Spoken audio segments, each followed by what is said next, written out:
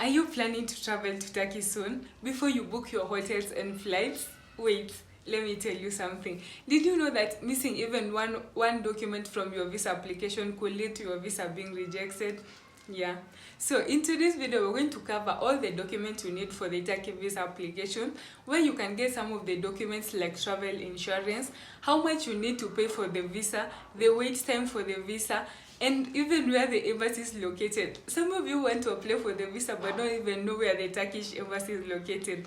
Yeah, so we are going to cover that. If you love traveling and you've been having problems with your visas, I'm the guy for you. Please subscribe and join the community. I'll be posting travel tips and visa tips and also Airbnb tips if you are interested. Yeah, so let's get into the video. So in today's video, we're going to talk about visa requirement for Turkey tourist visa. So I have a checklist here.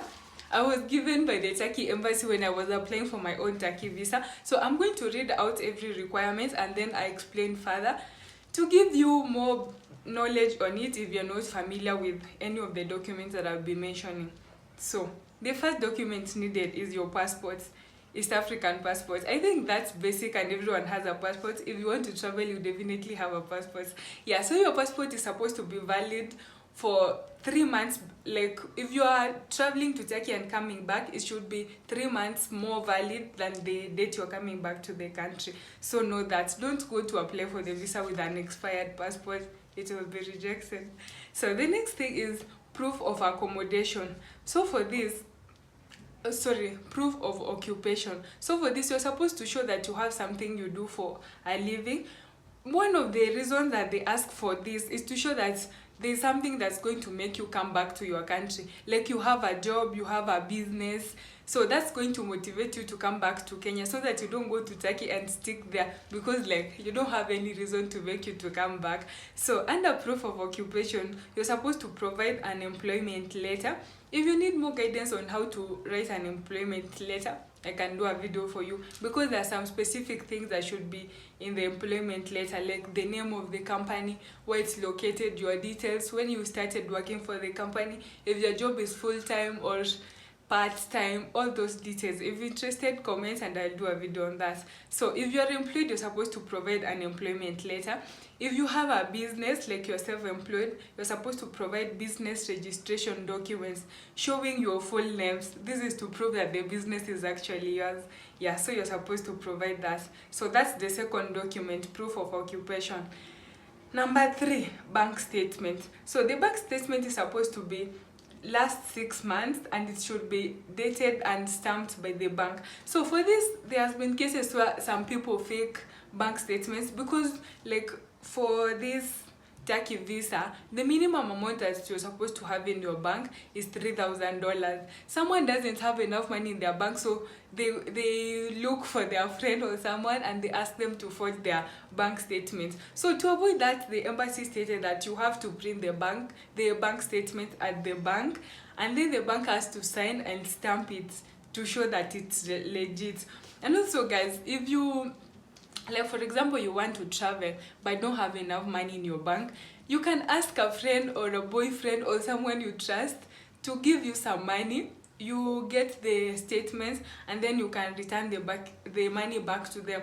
But still, if you are giving back the money, make sure you have enough money to sustain yourself while traveling. You don't want to be homeless in another country. Like you're going for tourism, so you should at least be having some money for yourself. But sometimes the embassy needs like a lot of money. You have to show like you have like $3,000 is a lot for some people.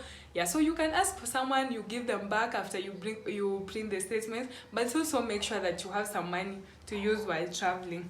Yeah, so you should provide your bank statement for 6 months. And then for a business or a company statement, add a signatory letter from the bank showing full names of the signatories. So this is for people who have businesses or a company.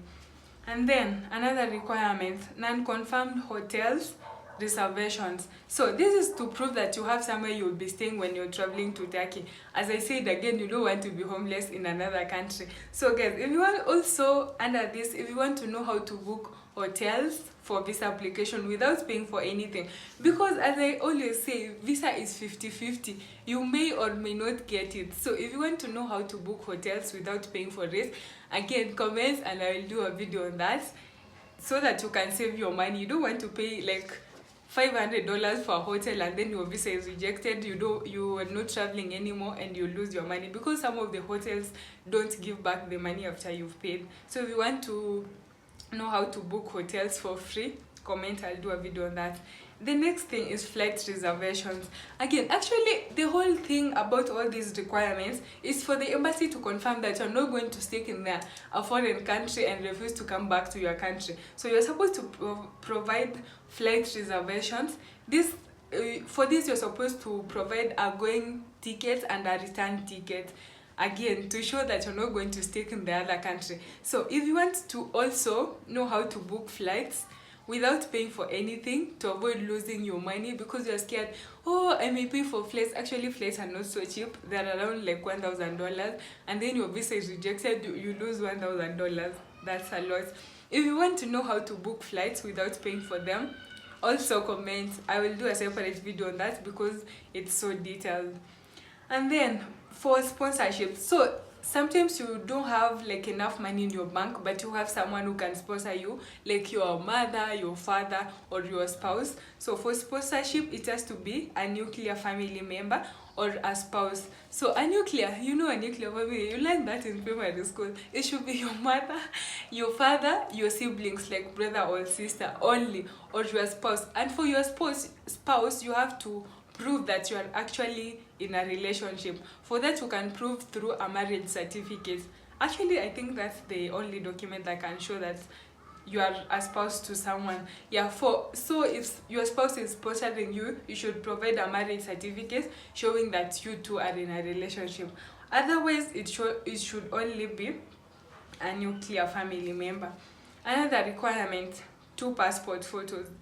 This one, you just go to the cyber, they take a picture from like somewhere here upwards, and then you attach it during the visa application. And then the next thing, the application fee. So the application fee as at this time is $217, but the amount covers insurance. You don't need to get third party insurance from someone else. So the embassy themselves, they provide their own insurance, so you don't have to stress about that. But still, if you need insurance for any other visas you may want, I will provide a number here on top for the insurance that I normally use. They can help you. They are very efficient, and in cases where your visa is rejected and you need to hold the money and use it in another travel incident, they can do that for you. Like, they are very lenient and they help you save some money. Yeah, so those are the requirements for the Turkey tourist visa. And guys, if you need any other type of visa, you can comment and I will do a video for you. I do visa consultations. I will link my TikTok. If you have any concerns or any questions, you can email me or text me on TikTok, and then I can guide you on it. Thank you so much if you reached to this point of the video, and please guys, subscribe, help me get to 1,000 followers. Thank you so much for joining in. See you next time.